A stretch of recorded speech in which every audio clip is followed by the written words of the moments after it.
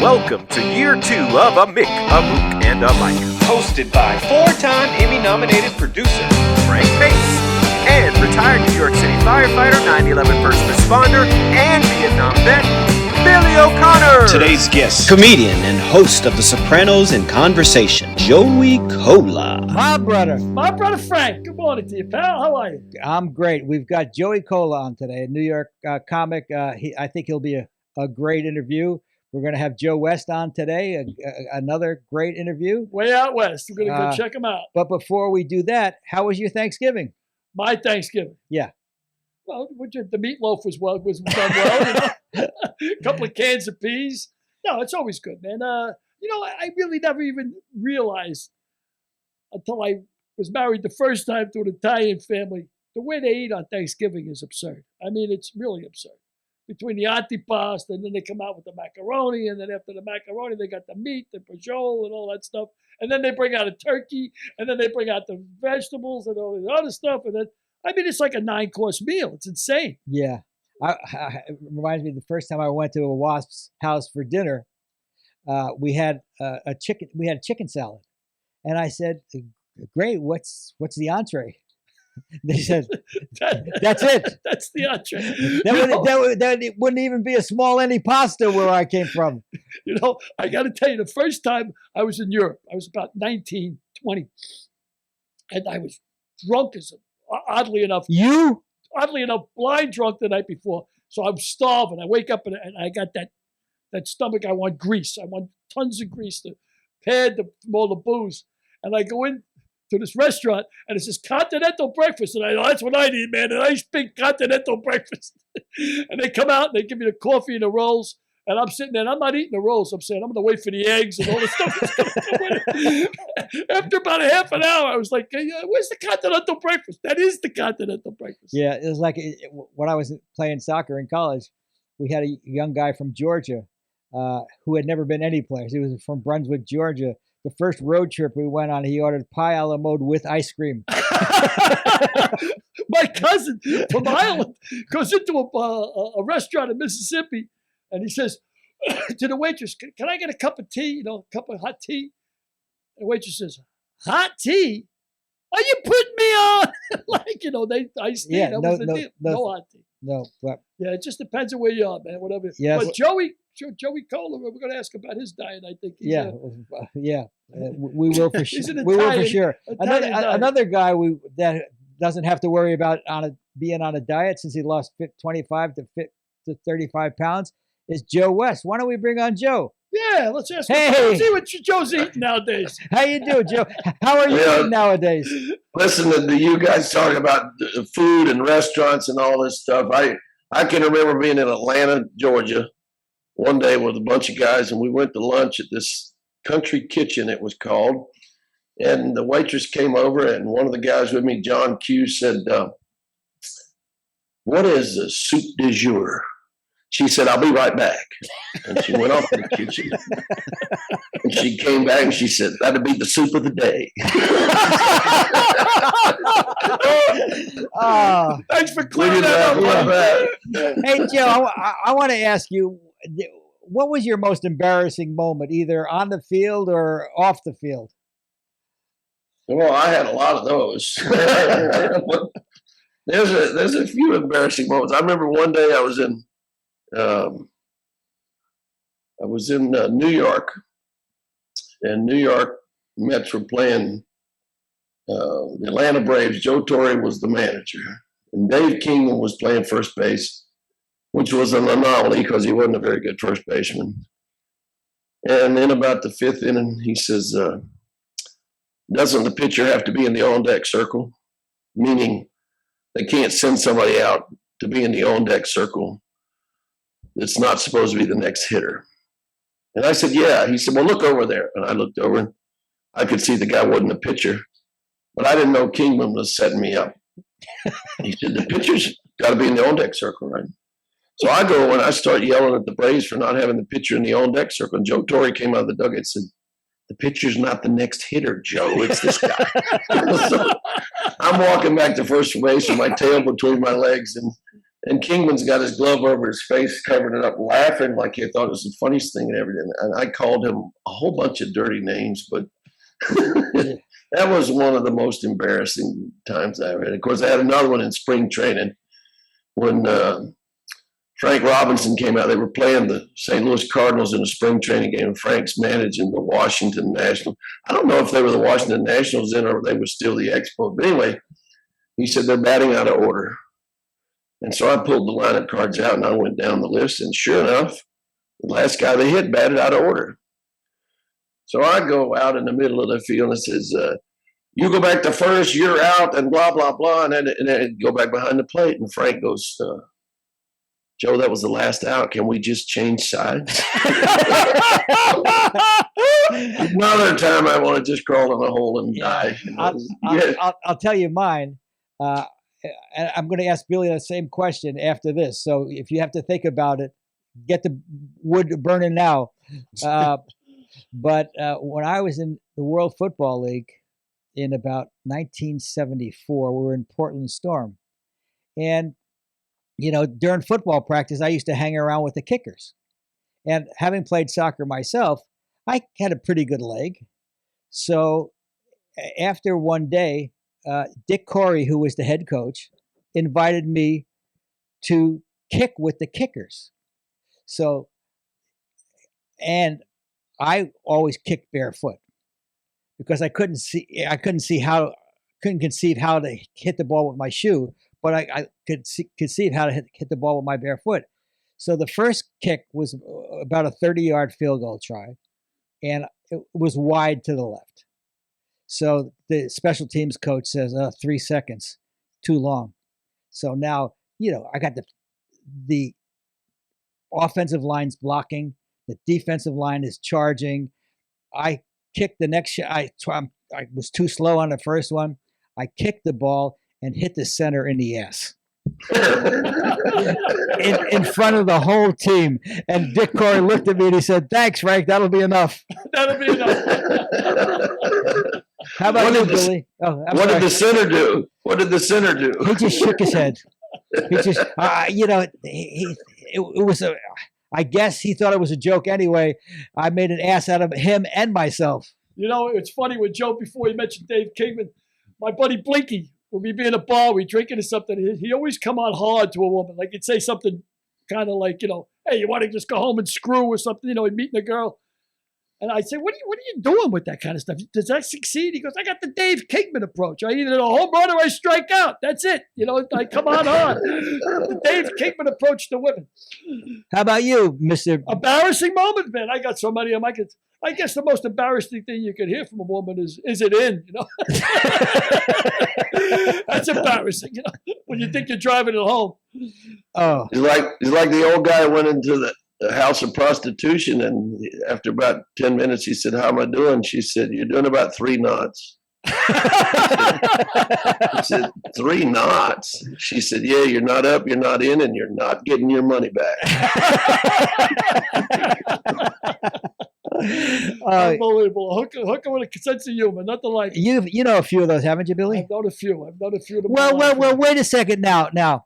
You were telling me about an embarrassing moment you had with a woman with a hair lip? Oh, I don't want to go into that. Oh, I believe you should. I'm not bringing that story. I believe. That's a story I'm trying to forget. Thanks a lot. There was a lot of alcohol involved that night. I think for about 3 months, though, I kept chasing down that same woman. Amazing what a hair lip can do, Frank. It's like getting caught in a vacuum cleaner. Oh, Jesus Christ. This is a very sick segment of the show.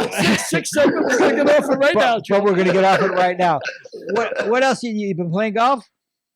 Yeah, I've been playing. I haven't been playing really good, but I've been playing. We played in a tournament over in Destin, Florida with Charlie Hagee's group. Jim McMahon was there. Too Tall Jones was there. Wow. Dave Stewart from the old Oakland A's was there. He was really funny. He got on the elevator and I said, "A year to play golf?" And he says, "Yeah." I said, "You don't remember me, do you?" He says, "No." I said, I'm Joe West." He was all excited. Finally, he said, "You know, Charlie didn't tell me that you were coming." I said, "He didn't tell you because he was afraid you wouldn't show up if you found out I was going to be there." So, it's a big tournament they have in Destin, and it's to raise money for the military people who are not as fortunate as everybody else. Beautiful beaches in Destin, boy, Florida. What gorgeous place, gorgeous beaches. Well, I'll tell you a quick Dave Stewart story. Has to do with Dave and a woman named Lucille. You may know the story, Joe, and if you do, stop me because it's a little bit off color. But we're okay now. Yeah, you've already set the stage. Go ahead. But I think we're safe, right? But Dave got caught with a transvestite named Lucille before he won his 20 games. And whenever he was playing the Angels, and I won't tell you who's told this story, but you could imagine, and Stewart was pitching, the entire Angels dugout would break into a Kenny Rogers song, "You picked a fine time to leave me, Lucille."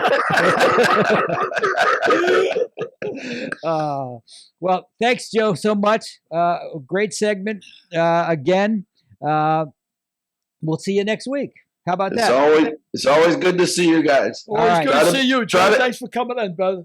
Try to behave yourselves. Never mind. Have a good time. as you were, as they say, as you were. I'd like to see Too Tall Jones hit a drive, man. He must hit that thing a ton, huh? Absolutely. But Derek, can you get us Joey Kola? Yeah, we'll do. There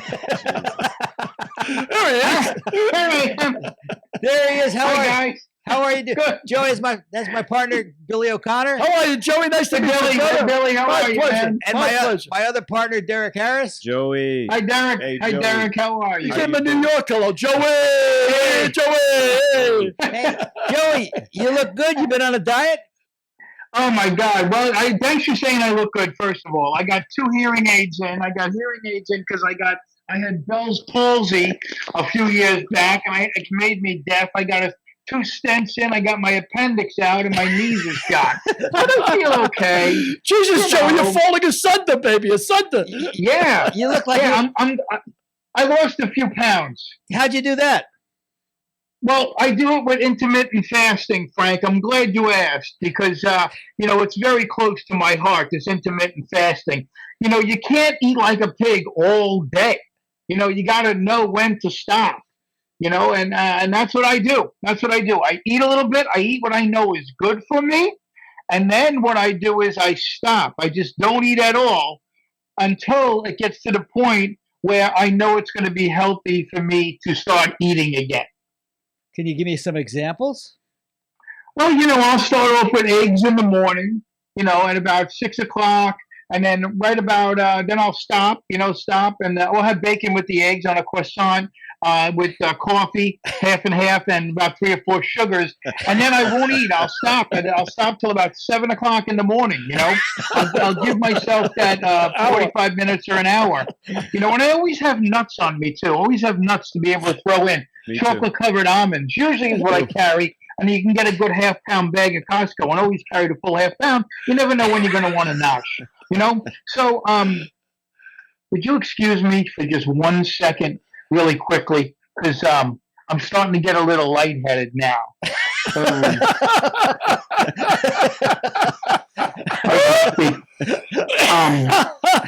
So what'll happen is I'll grab like a snack in between breakfast and lunch. This is cauliflower pizza, by the way. Very good for you.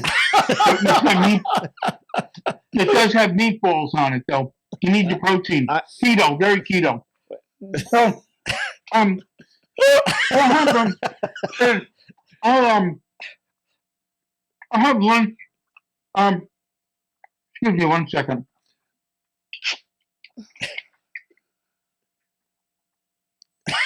Coke. I'm pretty. Yes. Yes. Okay. So, I got so many. what'll happen is then I'll have lunch. I'll have a big sandwich, a grinder, if you will, a hero, you call it in New York. And you got to have cheese on that. You got to have protein. So cheese, a little bit of lettuce and tomato, oil and vinegar, mayonnaise, some peppers on there, and pickles. Because pickles are like kimchi. You need something fermented for your diet. it helps the probiotics. So I get as many pickles as I can. And you know what? Sometimes to chase that, here in New York on Long Island, we have hot dog trucks. So I get that freezer bread hot dogs with mustard and onions, and then on top of the onions, what I'll do is I'll put some sauerkraut on that. I'll put some sauerkraut with the onions. So I'm getting 2 servings of vegetables, and the mustard seeds, very, very good for you. So, it's all scientific. It's all been tested. And then you take a break, right? Intermittently. Then I take a slight break. I take a slight break from about 12 to about 12:30, 12:35. And you ever have peanut butter and jelly? Oh man.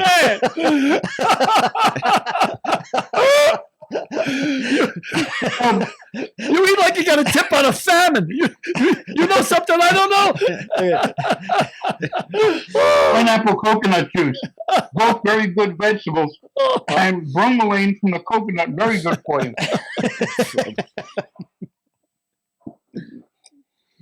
So then, right after that, I have 2 stents in, and the doctor told me that dairy is still very good for you.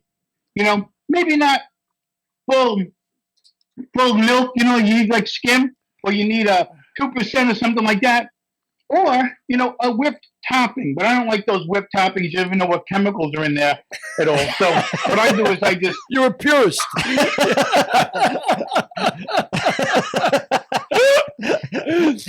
Just shotgun it.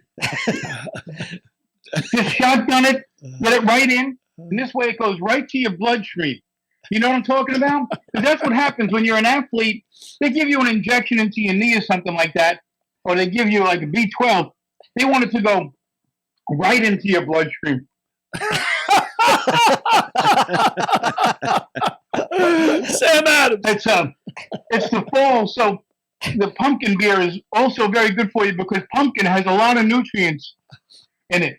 So, so let's get to it. So about lunchtime, 1 o'clock, I'll have a big hero. I'll have some chicken, some vegetables, sometimes pasta, and Thai food. Then from there, you got to fast. Then listen, guys, and I want your viewers and your listeners to know that you got to take some space in between. Walk a little bit, run a little bit, move around a little bit. Move like this, and then go like this, and then go like this. That's what I often do. Those motions there have been proven to lose weight in your upper, like right here. That's it. So a lot of people have problems with their thyroid, and this keeps everything around the thyroid nice and trim. So in about 3:30, 3:45, you're done fasting. Is when you're going to be ravenous. You'll be ravenous then, And at that point, I go really super duper light. At that point, and I just like to pop open a bag of popcorn if I could. It's like you just pop open. That's part of the workout. You know what? I need more pizza. I need more. Oh, what you do is you'll have something to eat before dinner. It's called a pre-dinner snack. You just have that. And then it'll get the blood sugar up a little bit, which creates the insulin that you'll need from your pancreas to get to the fluids that you need in your kneecaps. Our audience should be writing this down. It's a hell of a diet. Yes. Do you have this in writing somewhere? Oh, yeah. My book is coming out soon. It's the Joey Kola dietary book. So, then you get to dinner. And once you get to dinner, that's where you want to let yourself go. That's where you want to please yourself. You want to give yourself that treat of the day. Well, all day. You better stop, because when you say please yourself around Billy, it means something totally different. Well, if you can do that while you're eating, then Billy, you got my respect. So, you usually have a pasta, chickpea pasta is very good. I don't eat it at all. So I eat full flour pasta with tomato sauce, meatballs, sausage, basil, some garlic bread. You want to fill up before you watch Wheel of Fortune. That's what I do. Because I watch Wheel of Fortune at that point and relax. That's when you want to let the muscles in your stomach and your intestines really calm down, come to a neutral place, and find themselves. But then, Billy, your brain is always working. Joey, is this bit ever going to end? Never. Never. Your brain is always working, so you want to feed it. So again, maybe you give yourself some fish or more peanut butter and jelly. Unbelievable. That's the end. What was the question? What was the question we asked him? How you doing? How you doing, Joey? You're looking good. You lost weight.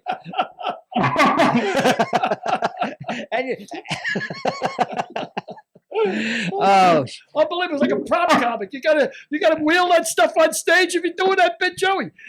Oh, yeah, shit. I didn't even open this one yet.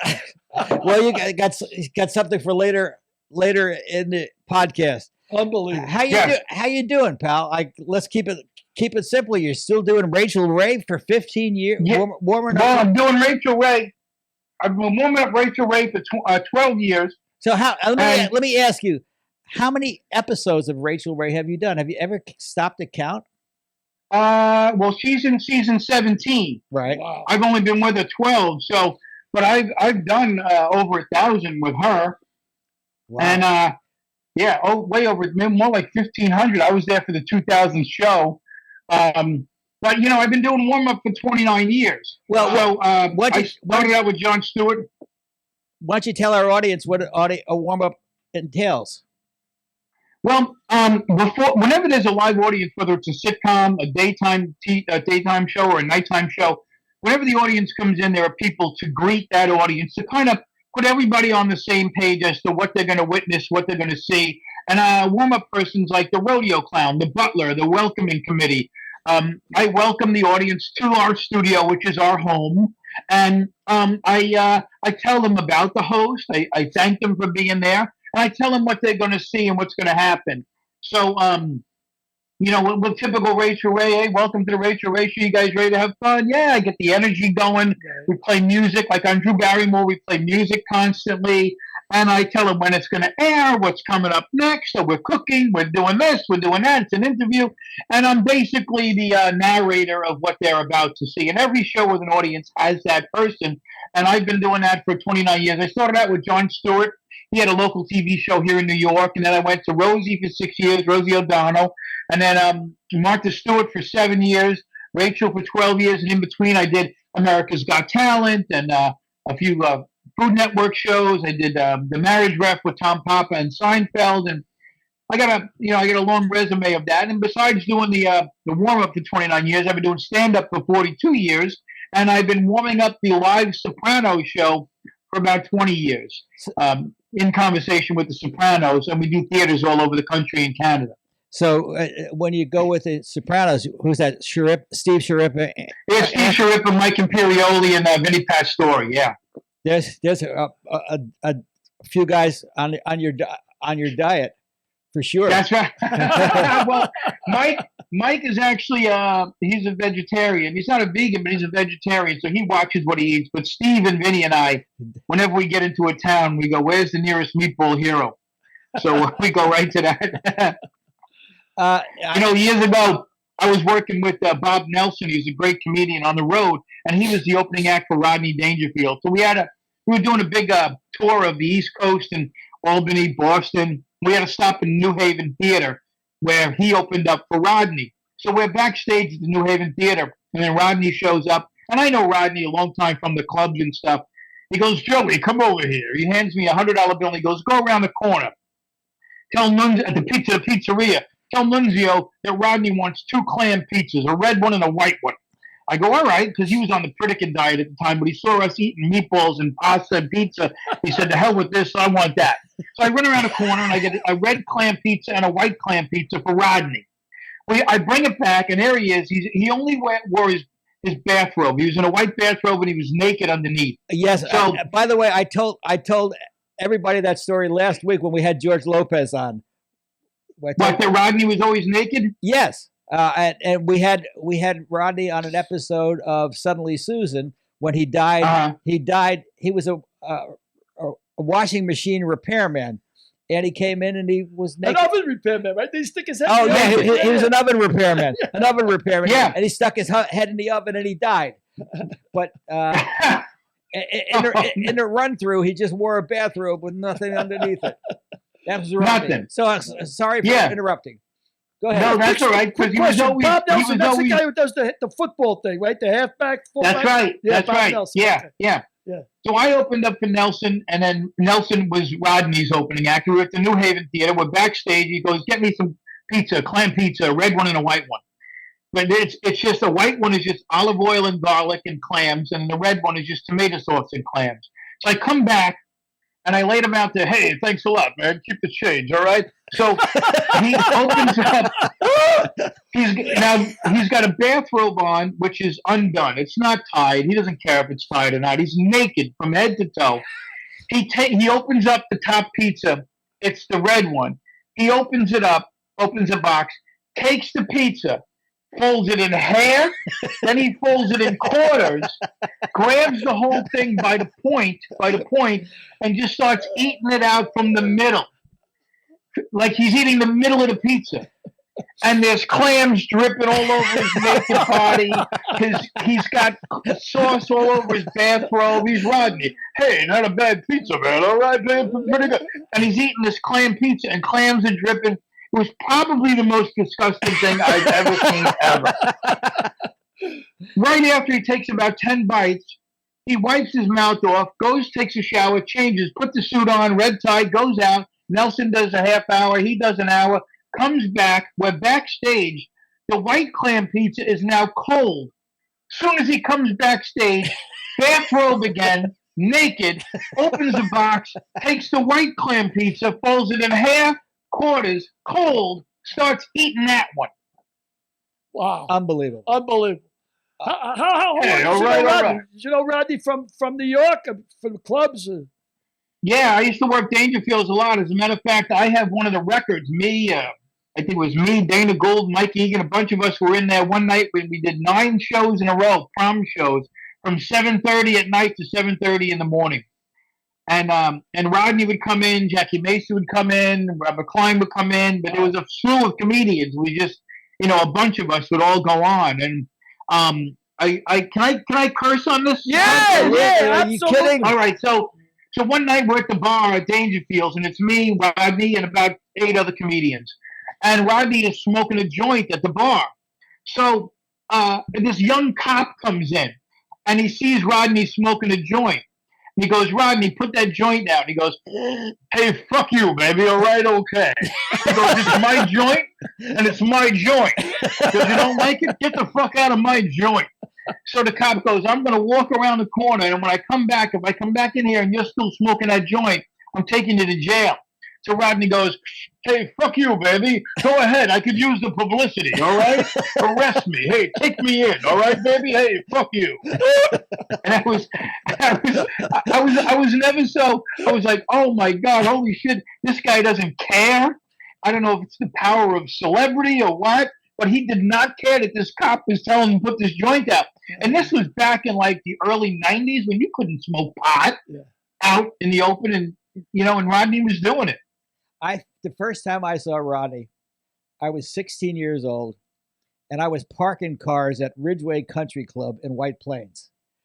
Wow. Rodney comes driving up in I think he was a gray Cadillac or something, so a red Cadillac, and we had to park the cars, so we snuck in to watch Rodney perform. That was the first time I had ever heard of him, because he was doing a Jewish country club for probably $1,000 a night or something.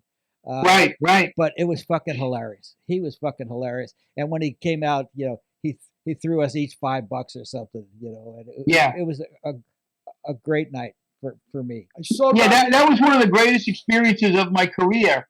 And not only meeting Rodney, but like I told you about George Carlin, got to see me on Caroline's Comedy Hour, and he called Jeff Sussman, who who was my manager at the time. We're still good friends. He manages Joe Rogan and Kevin James, and he reached out. George Carlin actually reached out. We became friends. We'd talk on the phone, and we'd run some bits together and stuff. I mean, I'll never claim to write, having written for George Carlin, but we did have conversations, some of which made it into his act, and some of it made it into my act. So we became friends. We had a sandwich and a beer one time when he came to New York, and he invited me to see him in Vegas. He came to see me in Vegas, and that's one of the few things in this business, in between the other stuff that happens, that are blessings, and I thank God for all that.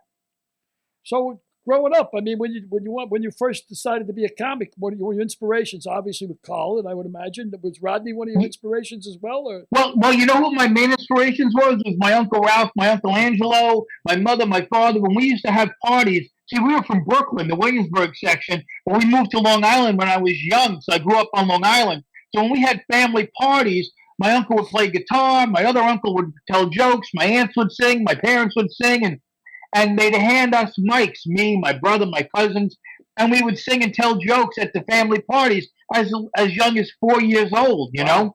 So then I knew that it garnered attention from the adults, so they liked when you did that. Then I went to high school and I saw how women girls like when you make them laugh. So of course I did it for the female attention. And then I hung around with a bunch of crazy, funny guys. And then I started acting in plays in college, Suffolk Community College here on Long Island. Then I went to CW Post, got a theater degree and a minor in accounting. And hey, Joey, can I ask you a question? Do you have an air hose up your ass that you breathe out of? Yeah, you've been in Pasadena too long, man. Come on, it's got to be like this, baby. It's jokes per minute. That's what they're paying for. They're paying for energy, baby. Energy. Well, you certainly bring that, brother. You certainly bring the energy. You're a high-energy comic all the way. Okay, so CW Post, continue. Yeah, then I started auditioning at Pips in Brooklyn. Over here, this place is owned by George Schultz, who managed David Brennan. And I went to Long Island clubs. I did all the city clubs, and then I started getting a bunch of heat from doing all the clubs. And I started doing Caroline's Comedy Hour, Evening at the Improv with Bud Friedman, and did Letterman and the Tonight Show, a bunch of shows, and then I've been doing stand up for 42 years, warm up for 29 years.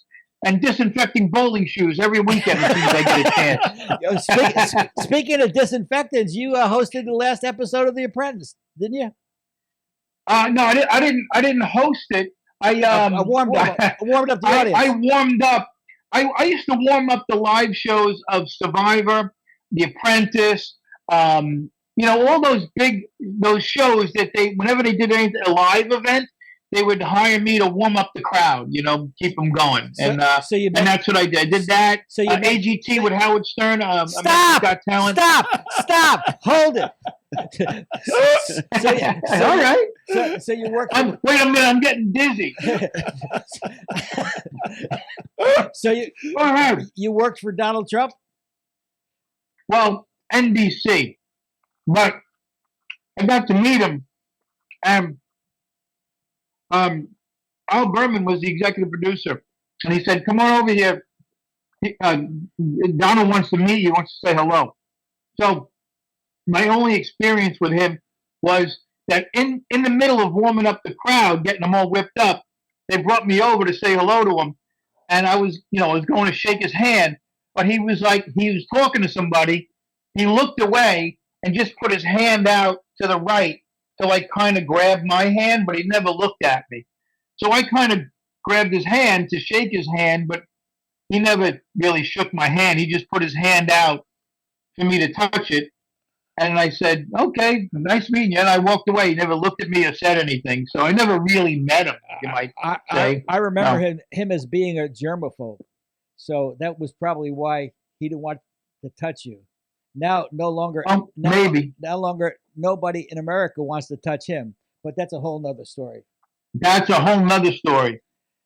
And nobody wants to touch me either. So it's fair. So you grew up on Long Island. I mean, you came from Brooklyn originally, Williams, but then you went out to Long Island. And how long were you traveling? What was it, an hour drive, hour and a half to get into the city? Well, yeah. When I lived in Bayshore on Long Island, so it was an hour and a half to get into the city. But it depends on where you would go. I mean, in those days, in the 80s and 90s, when you went into the city, you did a lot of clubs. You did Caroline's, Catch, even at the Improv was on 9th and 44th at the time. And, I knew a lot of comedians, and because I came in from Long Island, I would park at like Stand Up New York and Broadway and 78th Street. And I had this old beat up Toyota Corolla. And I was like, it was Eddie Brill, Ray Romano, Dennis Leary, Mario Cantone. There was a million comics that were banging around the circuit at that point. And I had this really crappy car. So what I would do is I'd go into Stand Up New York and I'd leave my keys in the car. And I'd say to like Ray or Mike Royce or any other comedians, I'd say, all right, take the car, go do your sets. If you don't want to take a train or whatever, just make sure my car is a Catch a Rising Star at 2 o'clock in the morning. And it was. So whoever wanted to use my car just banged around the city with my car. And then the car was at Catch at 2 o'clock in the morning. Amazing. So you bang around each club and do 10 minutes here, 10 minutes there, 10 minutes there. So get some time in. As much time as you can get in every night. That's how you hold your chops. Yeah, and you never know who you were going to meet. Like I was on stage at Stand Up New York one night, and I get a note that Robin Williams just walked in. You got to come off the stage. And I'd been at the end of my 10-minute set, so he watched my set, and then I brought him up, and he did about a half hour, and then I waited for him to say hello, and he said, "Hey, I like your stuff, this and that," and then I was able to walk him up 78th Street to Amsterdam to a cab, and when it was just him and I. It was a magic moment. And I said, "Listen, I got to tell you, my kids are young, and we love Genie from Aladdin, and you were great in that, this and that." And I remember him telling me, Disney paid me in a painting. And I said, "What?" He said, "Yeah, they gave me some kind of painting. I forget who was a big famous artist or whatever." And so they paid him in a painting, and he was kind of pissed. But later on, I read that the painting went for like $20 million or whatever. Wow. But all I can remember is he was so pissed that they paid him in a painting. So he kept saying to me, "Yeah, you ever do anything like that? Make sure you get the cash right up front. Don't let your agent talk you into a painting." I've never heard a bad word about Robin Williams from any comic I ever talked to. Very gracious man, from what I understand. Very gracious. Yeah, being humble and gracious. That's what it is, And he was. I'm with my wife 42 years. We're married 35. I got a good life. I'm not, on paper, I'm not a millionaire or anything, but I got everything I need. I'm well taken care of.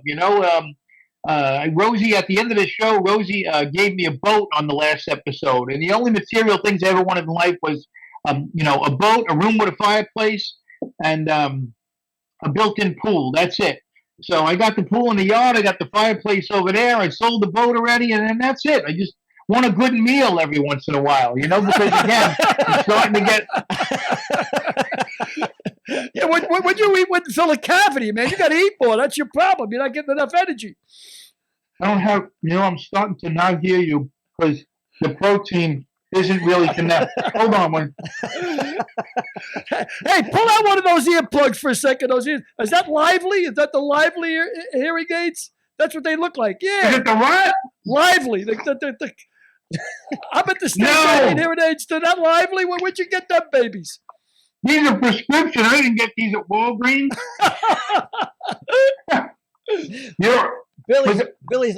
Billy's getting hearing aids as well, aren't you? Yeah, I had to get them too. I mean, from the Sirens over the years, and then I owned a couple of rock clubs, and I'm going deaf. But does it interfere with you when you're doing comedy? I mean, does it interfere with the pauses and everything you're hearing? It interferes with sex. The other day I was on top, and I'm sweating, and I turned my head quick, and my hearing aid flew into my wife's mouth. and she's going, and I'm going, "What are you saying? I can't hear you." That's the worst, when they start yelling instructions at you and you don't know what they're saying. Go to the left, go to the right. She got a hearing aid, and my hearing aid was in her mouth. You're doing it wrong, Joey. You're doing it wrong. Yeah, that's exactly right. That's exactly right. But I got the Bell's palsy 6 years ago on this side. Then I had it on this side, and it took out the hearing 60% here and 40% on this side. So you must have been quite attractive. You must have been quite attractive when you had the Bell's palsy. Would you look like? Oh, very attractive, and I couldn't like the Elephant Man. You look like the Elephant Man. I am not an animal. I am not an animal. The Elephant Man looked like me. You can't speak the two hardest words to say when you got Bell's palsy is Bell's palsy. People say, "What's wrong?" I say it's a stroke without the sympathy. That's what it is. It's like when people say, "What do you got?" I go, "I got Bell's palsy. I got Bell's palsy," and you can't say anything that begins with the letter F. So I waited 2 months, and then I went back on the road. I did the Comedy Cabana in Myrtle Beach, South Carolina. And it was hot, and I had to go to CVS and get some flip-flops. So I walk in, and I go, "Where's your flip-flops?" And this girl was like, "Y'all, what's wrong with y'all?" I'm like, "I got fucking Bell's palsy, you fucking asshole. I got fucking Bell's palsy, and I need flip-flops." Oh, my God, I'm hungry. I'm exhausted. I'm fucking exhausted. So you're back at almost 40 years in the racket? 40 years? 42. 42. Wait. Are you listening to the show? I'm rehashing it. He says 42. You got 40 on the page. 42 is the answer. Actually, I had 29. 42. And I'm currently working on the Drew Barrymore show over on 57th Street, the CBS Broadcast Center. That's a blast. He's great. Great guest. The ratings are up. I'm with Rachael Ray on the 2-show days because I got 2 stents in now, and my doctor and my wife said, "You're selling the snow blower and you're kind of relaxing a little bit." So I'm with Rachael Ray on 2-show days because she does 3 shows a day, and it's a lot. Nobody's ever done it. Nobody's going to do it. She actually did 92 shows from September to November. Wow. And I love Rachael. Wow. Great show. People often ask, what happens to all the food that Rachael makes? Like, what happens to the food? Look at it. There's the food right there. That's the food. There's where it goes. Look at me sideways. So how did we meet? We met at Murphy Brown when you hired me to warm up the Murphy Brown show, which was really a phenomenal experience. One of the best experiences of my life. Not only meeting you were getting to meet Candice Bergen, Diane English, who I hope is all good and everything. I know she's going through some health stuff. So, but getting to meet everybody, the cast was great. What a phenomenal experience. And Frank, you know what? You are a consummate professional, the best in the business. I don't want to kiss your ass too much. I know everybody does that. No, but to meet you and work with you was great. Derek doesn't, that's for sure. Just touch the hem of his garment. That's enough. How long do you do when you do a warm-up for an audience like that? 30 minutes, 40 minutes? How long is that? Well, it depends on what kind of show it is. 5 minutes. Rachael Ray is, I'll get him in the holding area. I'll talk to him in the holding area for like 20 minutes, and then I'm with the show the whole time because there's no music being played in between. So it's me. We do 3 a day, so it's an 11, it's a 1:30, it's a 3:30, and 3 different audiences. And I'm with, it takes an hour and a half to shoot each show. But with Drew Barrymore, it takes about 2 hours to shoot a show. We only do 2, but it's less me doing stand-up and more dancing and singing and clapping hands and getting the audience involved. And when you do a sitcom, it can be 5 or 6 hours. When I warmed up Kevin James's show, that took 4 or 5, almost 6 hours to do. Yeah, but Murphy Brown was 2.5, right? Yeah, 2.5, and you guys had it down, and the jokes were always right there. There was very little rewrites on your show because of the rehearsal and how disciplined everybody was on that set. But when we had wardrobe changes, we have 10 minutes during wardrobe changes. Joey keeps the audience alive. Yeah. So you're in and out if you're doing warm-ups. In and out. You tell them what you just remind them of what's happened and what the next scene will be. So it's not straight stand-up. You're really like a game show. No, trying to get everybody. No. Yeah. Yeah, with Rachael Ray, it's straight stand-up. But when you're warming up a sitcom, it's all about the story.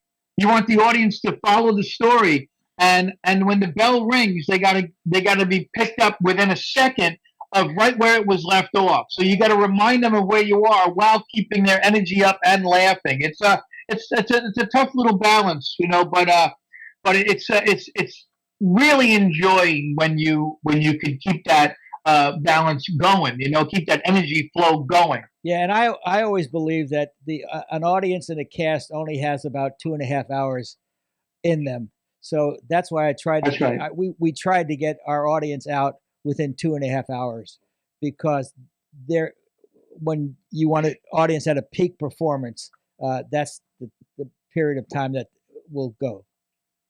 Yeah. And the fact that you knew that, because most producers don't take the audience into consideration, and a lot of hosts don't either. But the cast, there's that threshold. The cast also. The cast wants to keep it fresh, and the cast wants to move Yes. up.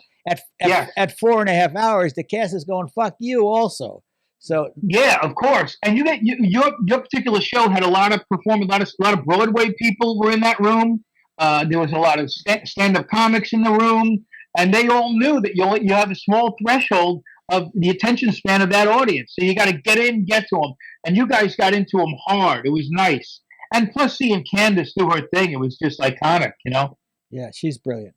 Well, I've watched some of your stand-up, man, and it's bam, bam, bam, bam, bam, bam, bam. So high energy is your thing. I mean, I can see how you could be perfect for this kind of gig, like warming up audiences, because the energy level is incredible. It must be your diet.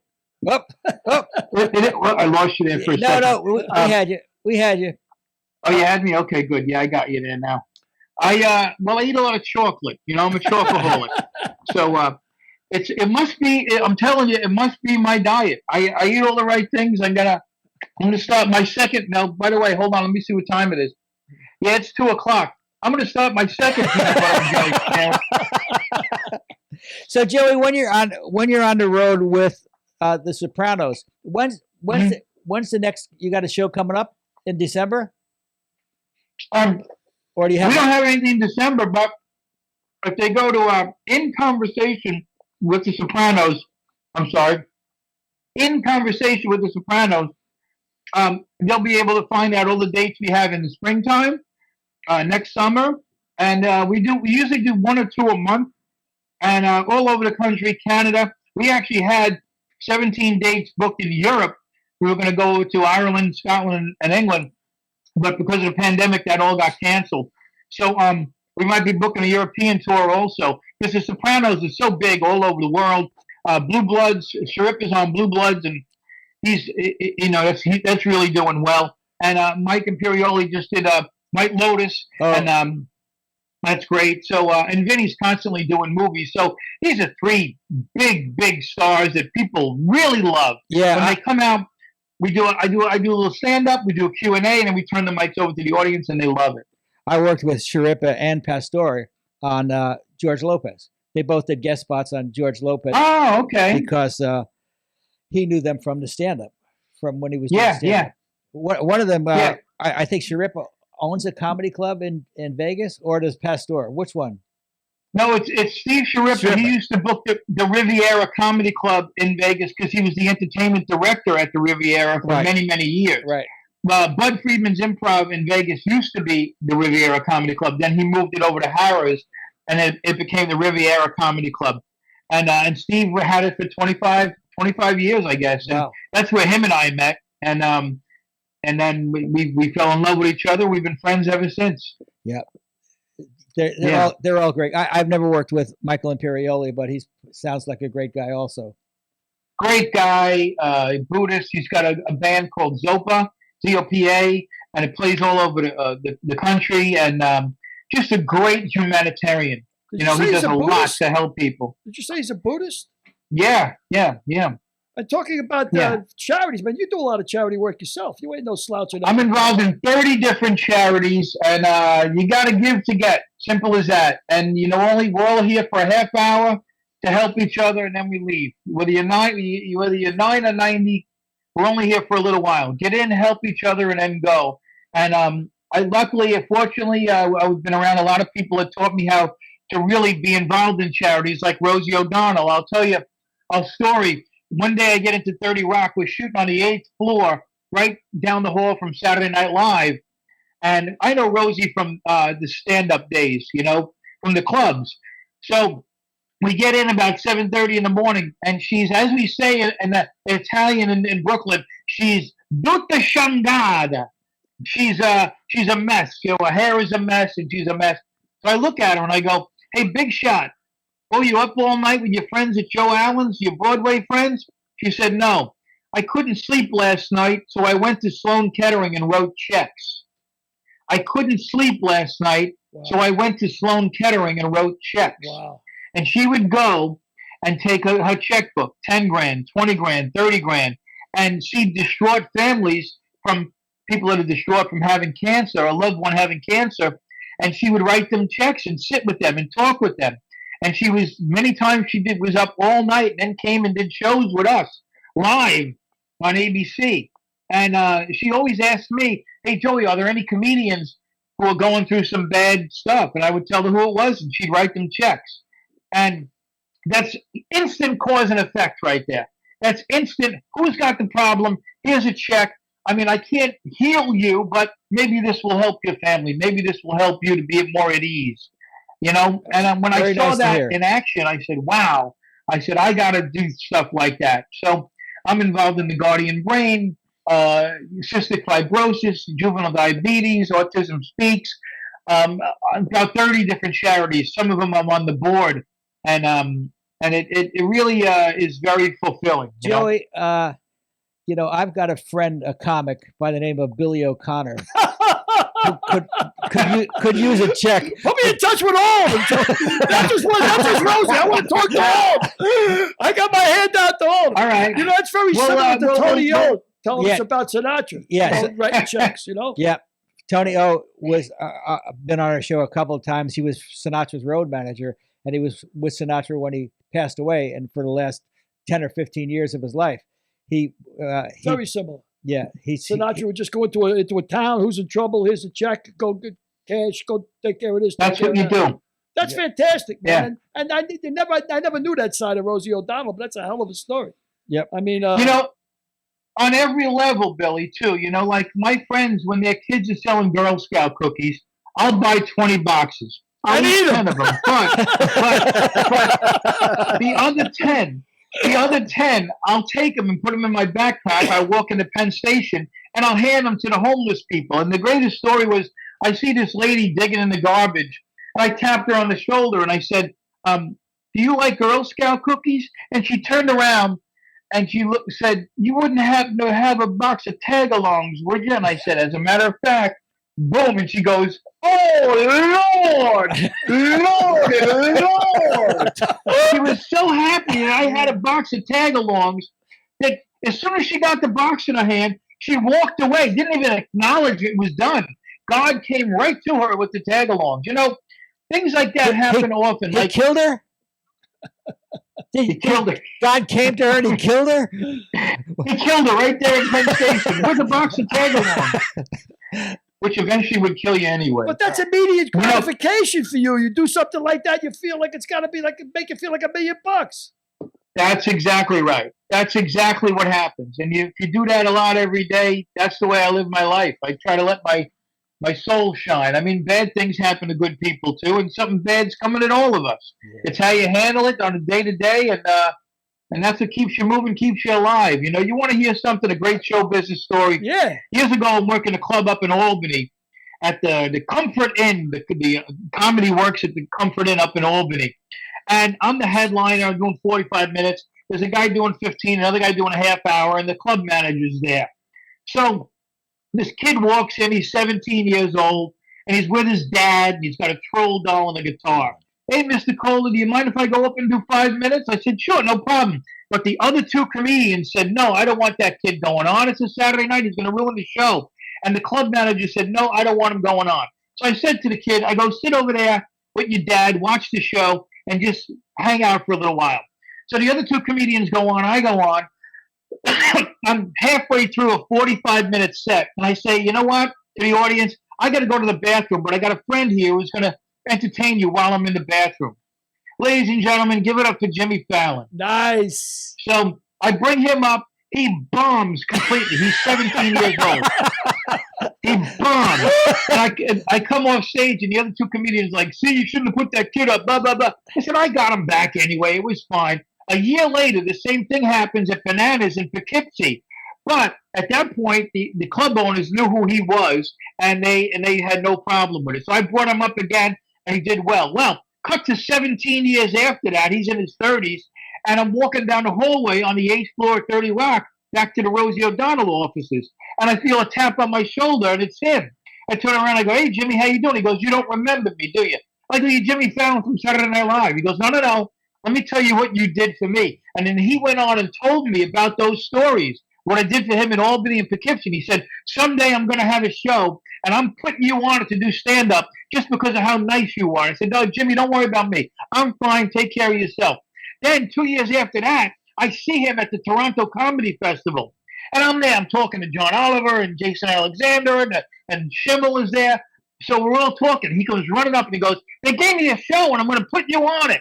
I said, "All right, great. Give me a call." 2 months after that, he gives me a call. Sure enough, April 1st, 2010, I was on Late Night with Jimmy Fallon. He made good on his promise. It was great. Amazing. I saw the set, but I actually saw that set with Fallon that you did on Fallon. That's a great story. But, that's a nice great fucking story. It doesn't That's cost you shit. Wasn't that a great story? Yeah. Nice to be nice. Before we go, I think Derek's got more than a few questions, Derek. So are you kidding me? That was an hour already we did? Yeah. You got to be kidding me. All I said was hello. Well, hello. Well, we're not done yet. Oh, we're not done yet. Derek? My first question is, first of all, how you doing? I'm doing great, Derek. Good to talk to you, man. Excellent. Okay, so you know Tom Papa. Very well. So I heard he has great bread. Is that true? I have not had the bread. What? Because he's in LA and I'm here. Okay. But whenever I get a chance to see him, I always tell him, "Where's my bread? I need some bread." And I got to see him. I got to see him a few months ago. He was here on Long Island doing a big set, and my wife and I went to go see him. And we reminisced because we started out in the clubs together. He's from Jersey, so we did a lot of Jersey clubs together and stuff. And when I was warming up the marriage rep for him and Seinfeld, I got this bit in my act where I do a cat noise, and it's his favorite bit. And Seinfeld was always very busy producing. We have to hear the cat noise now. Yeah. I thought you were going to. My cat makes it sound like this. Wow, wow, wow, wow, wow, wow, wow, wow. Terrible.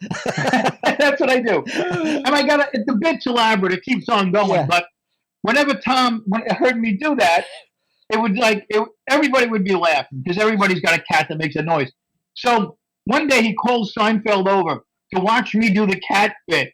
And Seinfeld is as straight faced as possible. Just looks at me and goes, "Does that bit kill every time?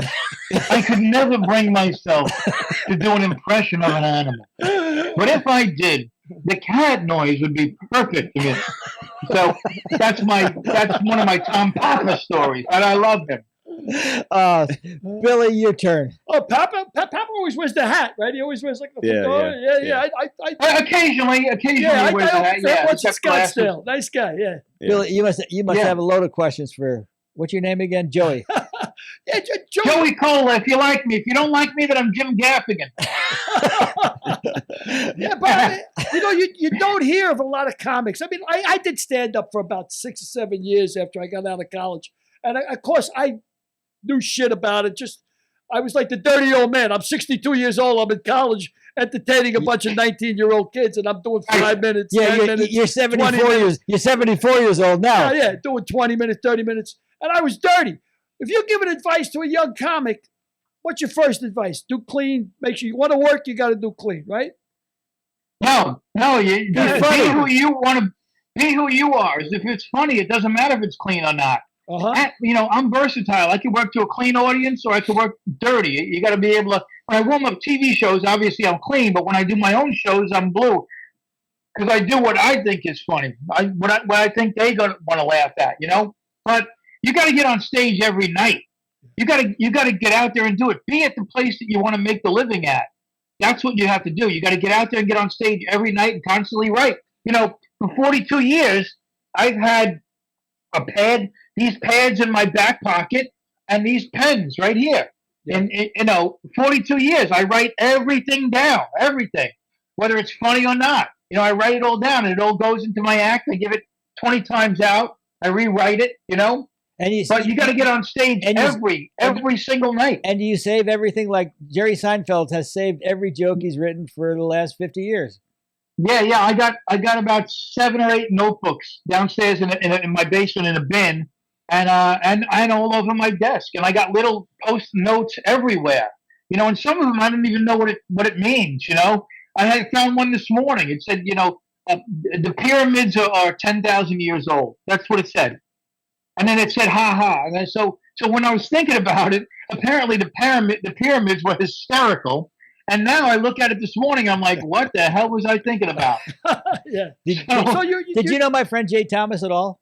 The disc jockey and actor? I was in awe of Jay Thomas, but I never got a chance to meet him, no. Yeah, he wrote notes on everything. He wrote, even to his dying day, when I went to see him, the last time I saw him, he was writing a note for something. He said, here, take this. I think maybe a good movie or something. He was just a delightful guy. It makes so much sense. It's like Joey says to young comics, carry a pen, you're a comic. Write things down. I mean, if you're a plumber, you carry a wrench. You're a comic. Write it down. And stuff that might not be funny now, 10 years from now, you might look at it with a different slant and make it better. Get better. Well, what's funny now? Joey Kola. What? Joey Kola. Thank you, guys. Thank you so much. You've been delightful. Oh, you've been amazing. I can't even believe we did it now with you. You're just... I'm available whenever you want me. I'm here. You know where to get me. I'll do whatever you need me to do.